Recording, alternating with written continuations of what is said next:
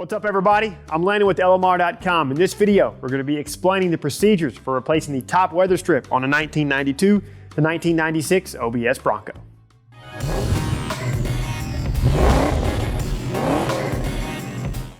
Replacing the weather strip on vehicles is bound to happen at some point during its life, as this stuff is designed to not last forever. The weather strip that we're going to be replacing today on this 1996 Bronco is the top to body weather strip on the sides, the frontward seal that attaches to the top, the body side weather strip, and the window run channel that's located at the rear of the top. Just because we can, you'll also see us replace the speed nuts that serve as the attaching points for the top bolts. The procedure shown today will be applicable for all 1992 to 1996 OBS Broncos with OEM hardtops. You will need a decent selection of tools, so I'll list what I use in the description along with any applicable torque specs. We have already removed the top from this 96 Eddie Bauer Bronco, and if you would like to see that procedure, check out the dedicated video in the description. If you haven't already done so, place the top upside down on something that won't scratch the surface.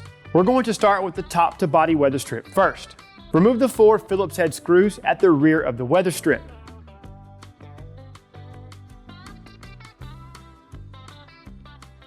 Remove the single Phillips head screw at the front. Starting at the front, lift up on the weather strip and use a razor blade at a 45-degree angle, working in a back and forth motion to help with removal. Make sure you keep the blade flat against the surface and you don't hurt yourself. Whenever you get to the rear portion of the weather strip, gently lift up to remove it. Do the same for the other side. Go back over this area with the razor blade to ensure most of the old adhesive has been removed and the surface is smooth. Now you can start on either end of the frontward weather strip that attaches to the top. This time, use a plastic scraping tool to help separate the weather strip from the top. Work your way to the other end to fully remove this weather strip. You want to clean up any remaining material with some adhesive remover and a microfiber towel. Clean all surfaces where new adhesive will be installed with a prep spray, such as isopropyl alcohol. Take your new top to body weather strip and dry fit each one first so you can make sure you have the correct side. While test fitting the weather strip, I noticed that it had to be stretched in order for the front to align properly. I went ahead and installed 3 screws at the rear of the weather strip and the single screw at the front. You want to take some low tack painter's tape and place a short piece on the top and the weather strip. Draw a line or arrow on both pieces of tape. I put 4 pieces of reference tape across the straight section of the weather strip. Remove the screws from the rear only and bring the weather strip forward. Apply some weather strip adhesive to the top first, in between the first section of tape. We suggest that you use 3M black super weather strip and gasket adhesive, part number 08008 for the large tube. The goal here is to put a thin layer that covers the entire surface area where the weather strip will make contact. Spread the adhesive with some sort of tool. I've found that a plastic knife worked great for this.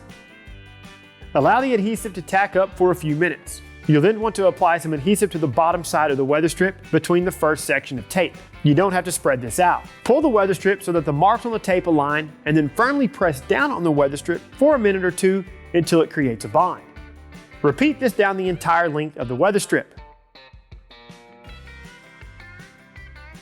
Once you reach the end, dry fit this section so you know where to apply the adhesive.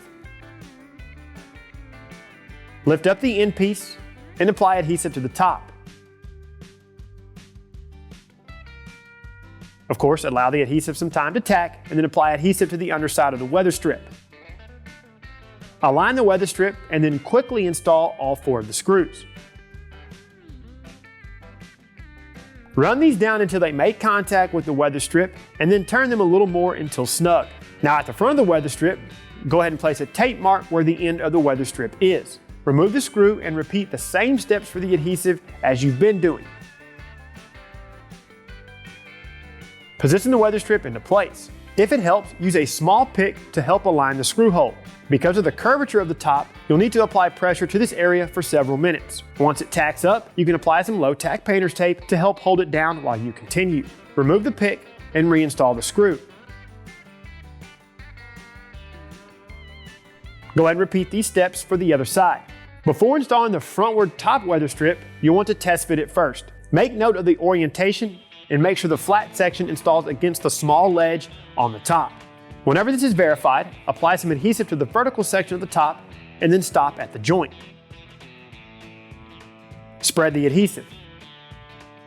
Allow the adhesive some time to tack for a few minutes. You want to apply some adhesive to the bottom side of the weather strip. Adhere the weather strip to the top and make sure the flat section is against the small ledge. Firmly press down on the weather strip to create a good bond. Continue working the length of the weather strip in short chunks. I ended up splitting this process into 4 separate sections.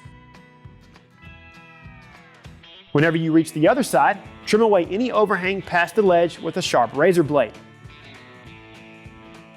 The body side top weather strip is the easiest of them all to replace. You'll simply remove the existing weather strip from the pinch weld. Clean any dirt and debris from the area.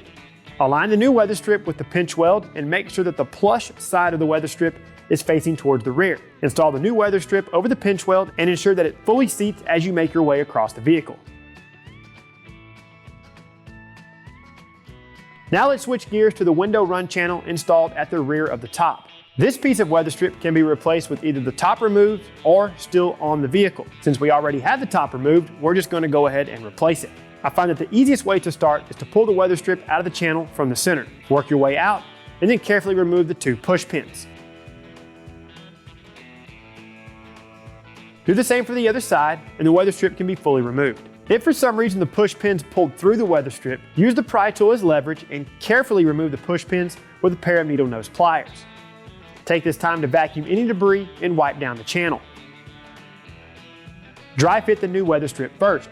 You'll know when you have this oriented correctly, as the lower section of the weather strip will be parallel to the top to body weather strip. If it isn't, you'll know that you need to flip sides before you fully install it. There is no certain way to install this piece of weather strip, so just start at one of the lower corners and install the push pin. Install the second push pin and then begin working the weather strip into the C channel.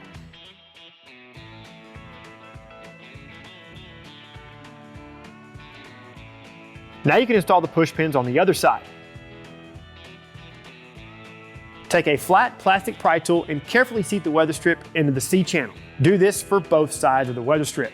Since this weather strip is new, you'll notice that the back glass may struggle to roll up. This is completely normal after installing new weather strip, and over time, this will gradually get better. While we had the top removed, we went ahead and installed new U-nuts as well. These are also commonly referred to as speed nuts. To remove the existing speed nut, use a flathead screwdriver to lift up on the tab while pulling the nut out of position. You may want to have a magnet on hand just in case you drop one through the opening in the body. Simply push the new U-nut into place to install it.